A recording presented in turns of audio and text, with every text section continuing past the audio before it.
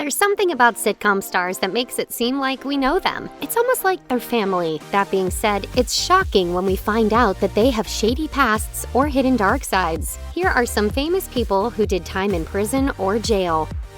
From 1991 to 1994, Charles S. Dutton starred on Rock, a Fox sitcom about a working-class Baltimore family. Dutton portrayed cranky garbage man Rock Emerson, living with his wife Eleanor, a nurse, and his father Andrew, a retired porter. In the middle of its run, Rock made history when it became the first primetime comedy in decades to broadcast live. Not that wild of a gambit on account of how several cast members were veteran stage actors. In 1990, Dutton told the Los Angeles Times that, with reform school included, he spent 10 years of his early life under some form of incarceration. Most of that was spent at the Maryland State Penitentiary, where he was serving time for several convictions for several serious offenses. He spoke of what earned him his first 18 months in prison. "My manslaughter conviction came from a fight with a guy who stabbed me 7 times. I wrestled the knife from him and killed him." According to the outlet, he then got 3 years for possession of a weapon, in addition to a whopping 8 more years for a fight with a guard. A friend sent him a play while he was incarcerated, and Dutton staged it with other inmates. Shortly after he was paroled in 1978, he entered into the prestigious Yale School of Drama. Already a cultural institution for his stand-up comedy and acting work, Bill Cosby became the biggest star in television upon the launch of The Cosby Show in 1984. The warm, low-key show about the Huxtables, a big Manhattan brood lorded over by parents Cliff Huxtable, a doctor, and Claire Huxtable, a lawyer, attracted more than 30 million viewers and was the most-watched show on TV by its second season. It stayed near the top of the ratings and even generated a hit spin-off in A Different World. The Cosby Show was so dominant in pop culture that Cosby earned the nickname of America's Dad. However, 60 women later came forward to accuse Cosby of various forms and acts of sexual assault, with some of the alleged crimes dating back to the 1960s. The comedian categorically denied any wrongdoing, claiming that all of his encounters with women were of a consensual nature. Owing to the statute of limitations, only one woman's allegations against Cosby could be prosecuted. Temple University faculty member Andrea Constand reported that Cosby had drugged and then assaulted her at his home in 2004. At a 2018 trial, Cosby was found guilty of 3 charges of aggravated, indecent assault. Facing a prison sentence of up to 10 years, Cosby served 3 years at a Pennsylvania prison, but he was released in June 2021 after the state's Supreme Court overturned the conviction and ruled that Cosby didn't receive a fair trial. In the late 80s and early 90s, Tim Allen was among the most popular stand-up comedians in America. His act consisted primarily of pointing out the myriad differences between women and men, namely that the former are competent and cerebral, and the latter are grunting, power tool-loving modern-day cavemen. ABC helped Allen translate that act to TV, with Home Improvement casting him as a bumbling dad and ineffectual husband who was also the inept host of a DIY repairs TV show. Home Improvement became a massive hit, sitting near the top of the ratings multiple times, running for 8 seasons, and allowing Allen to launch a successful film career. Before Allen discovered comedy, he earned his living in a less legal way, trafficking cocaine. According to CBS News, he was busted at the Kalamazoo Battle Creek International Airport in 1978 with nearly 1.5 pounds of cocaine in his possession. He entered a guilty plea to a charge of drug trafficking and, facing the possibility of life behind bars, worked out a deal with prosecutors. According to the outlet, he'd give the authorities the names of his drug-dealing associates in exchange for a reduced sentence of 3 to 7 years. Allen later told Esquire, "When I went to jail, reality hit so hard that it took my breath away, took my stance away, took my strength away. I just told myself, I can't do this for 7.5 years. After 28 months as a resident of the Federal Correctional Institution in Sandstone, Minnesota, Allen was paroled in 1981. Generations of American kids grew up on Saved by the Bell, a charmingly goofy Saturday morning sitcom about the scheming students of Bayside High School. Dustin Diamond played arguably the definitive TV nerd in Samuel Screech Powers, a mega dork genius who made silly faces, talked in a high-pitched, squeaky voice, built a robot, and pined over Lisa Turtle, a popular girl who had zero interest in him. Adding up his time on all of the various Saved by the Bell shows, Diamond portrayed Screech for 12 years. Diamond was later arrested in Ozaukee County, Wisconsin, for stabbing and wounding a man in a bar fight that occurred on Christmas Day 2014. The assault weapon, a switchblade, was discovered in the actor's car, and he was charged with possession of the knife, as well as carrying a concealed weapon, and first-degree reckless endangerment. In May 2015, Diamond was cleared of the latter charge, a felony, but was convicted and sentenced on 2 misdemeanor counts, despite arguing that the stabbing had been an accident. The actor received a 4-month sentence behind bars, but he was paroled after 3. However, Diamond briefly returned to jail in May 2016 because of a probation violation. Shortly after receiving a lung cancer diagnosis in January 2021, Diamond tragically died at age 44. Chris Tavarez landed his first prominent acting role as Christopher on Tyler Perry's long-running TBS sitcom, Meet the Browns. However, the actor is certainly best known for his next major sitcom role on KC Undercover, a Disney Channel lark about a family of spies. Tavarez portrayed Darian, a popular guy and high school football player who can't make a romantic relationship with KC Cooper work out.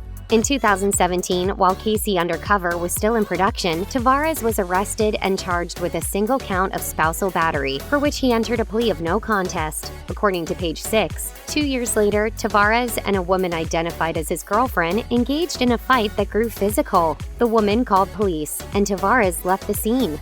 He was arrested a couple days later and charged with felony domestic violence. His partner suffered a concussion, while Tavarez initially walked free after posting his $100,000 bail. Tavarez later pleaded no contest and was sentenced to 52 weeks of domestic violence awareness classes, a year of alcohol rehabilitation therapy, 5 years of probation, and 300 days behind bars.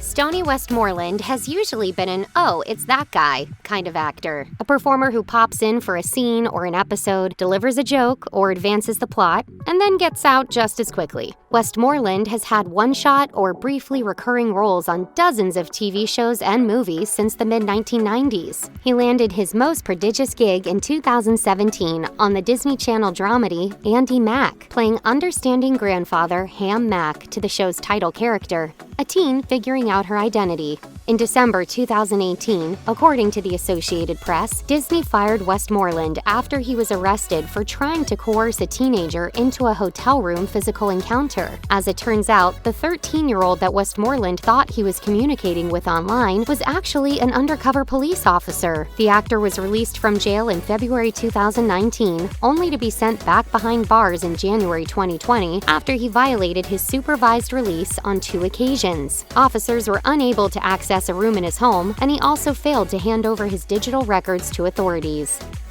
It goes without saying that Gary Coleman, as wisecracking Arnold Jackson on the 80s sitcom Different Strokes, was the more memorable character of the show due to his extraordinarily popular catchphrase. "What you talking about, Willis?" Nonetheless, Todd Bridges may have had the upper hand and sweeter end of the deal. He played Willis, or rather, Willis Jackson, the older of 2 orphaned brothers, whom the kindly and wealthy Philip Drummond adopted and moved into his deluxe Manhattan apartment. Bridges, charismatic and telegenic as Willis in real life, became a teen idol and crush object for millions of young Americans. In 1989, convicted Los Angeles area drug dealer Kenneth Tex Clay was the victim of a point-blank shooting, according to the Associated Press. Clay later recovered from wounds to his arms and chest, and Bridges, an admitted cocaine user, confessed to the shooting while he was being arrested, alleging that the dealer had stolen his BMW. In his trial, Bridges was acquitted of attempted murder, but since the jury deadlocked on an assault charge, the actor was retried. In that proceeding, Bridges' lawyer, the now infamous Johnny Cochran, who would later successfully defend O.J. Simpson in his murder trial, claimed that another party had shot Clay because Bridges had an alibi. He was inside Clay's house in the midst of a multi-day drug binge. Once again, Bridges was acquitted, and he was released from custody, but he spent 9 months in jail awaiting trial. According to the Associated Press, he said at the time, "I feel a lot of relief that it's over." Since then, Bridges has opened up about his journey toward sobriety. When Tommy Chong joined the cast of Fox's nostalgic That 70s Show in its second season in 1999, it was a triumph in stunt casting. The show, about a bunch of teenage goof-offs in a small town in Wisconsin who smoked a lot of marijuana, introduced Chong as Leo, proprietor of a photo hut who gave the character Hyde a job. He needed the help. He was an aging former hippie and forgetful space case on account of consuming way too much marijuana over the years. Of course, that drug was celebrated in the actual 70s in a series of movies and comedy albums by the popular duo Cheech and Chong, as in Tommy Chong. They can't. What you can't do nothing, man? Illegal search and seizure, man. According to the Pittsburgh Post-Gazette, federal investigators started a project called Operation Pipe Dreams in the 1990s, looking to bust shops around the country that sold blown glass objects for the express purpose of consuming marijuana. In February 2003, numerous stores were raided, including Chong's operation, with more than $100,000 and glass items purportedly used for the consumption of marijuana confiscated. Along with more than 50 others, Chong was arrested, then entered a guilty plea, admitting legal fault for promoting illegal drug use in his mail-order business and on his website. Per The Hollywood Reporter, Chong served 9 months in prison. However, he told the outlet, "There's no punishment in the federal prison. You get a computer. You get a nice, comfortable cubicle. You're in there with nice, intelligent people."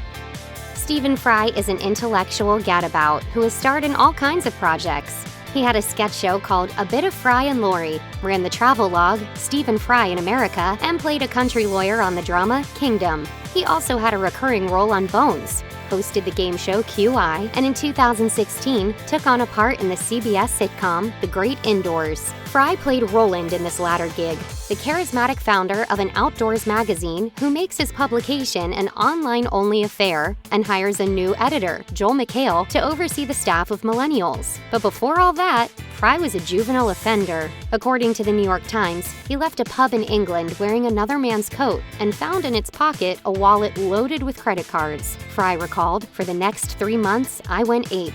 His spree of using stolen means to pay for hotels and restaurants ended with his arrest. Fry confirmed to BBC Radio 5's In Short that he spent 3 months behind bars for his offenses. He'd committed fraud in so many counties that it took authorities that long to get all the paperwork in order, so that when Fry went to trial, those 3 months counted as time served, and he was ultimately sentenced to 2 years of probation. Lori Loughlin will likely always be best known for her breakout role as Rebecca Donaldson Katsopoulos, TV host, wife of John Stamos' Uncle Jesse, and mother of adorable twins on the family-friendly classic Full House. It's a part she reprised on the Netflix reboot series Fuller House, a job she lost when some unseemly legal problems came to light. In 2019, according to ABC News, about 50 rich people and celebrities were charged in a college admissions cheating and fraud operation. The U.S. Department of Justice discovered that these wealthy people allegedly paid large bribes to get their children into top colleges, such as Yale, Stanford, and the University of Southern California.